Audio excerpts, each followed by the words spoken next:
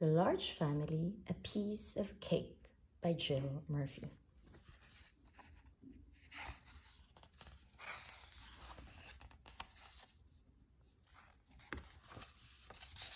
"I'm fat," said Mrs. Large. "No, you're not," said Lester. "You're our cuddly mummy," said Laura. "You're just right," said Luke. "Mummy's got wobbly bits," said the baby. "Exactly," said Mrs. Large. "As I was saying, I'm fat." "We must all go on a diet," said Mrs. Large. "No more cakes, no more biscuits, no more crisps, no more sitting around all day. From now on, it's healthy living." "Can we watch TV?" asked Lester as they trooped in from school. "Certainly not," said Mrs. Large. "We're all off for a nice healthy jog round the park." And they were. "What's for tea, Mom?" asked Laura when they arrived home. "Some nice healthy watercress soup," said Mrs. Large, followed by a nice healthy cup of water. "Oh," said Laura, "that sounds nice." "I'm just going to watch the news, dear," said Mr. Large when he came home from work.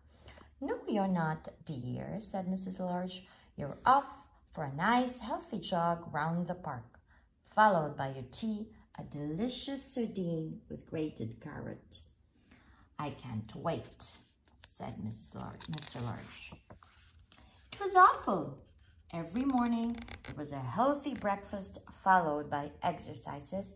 Then there was a healthy tea followed by a healthy jog. By the time evening came, everyone felt terrible.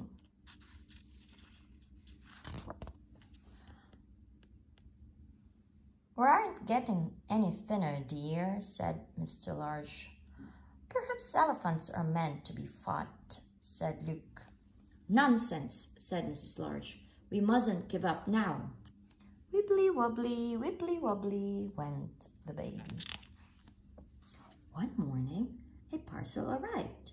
It was a cake from Granny. Everyone stared at it hopefully. Mrs. Large put it into the cupboard on a high shelf. "Just in case we have visitors," she said sternly. Everyone kept thinking about the cake. They thought about it during tea. They thought about it during the healthy jog. They thought about it in bed that night. Mrs. Large sat up. "I can't stand it anymore," she said to herself. "I must have a piece of that cake." Mrs. Large crept out of bed and went downstairs to the kitchen.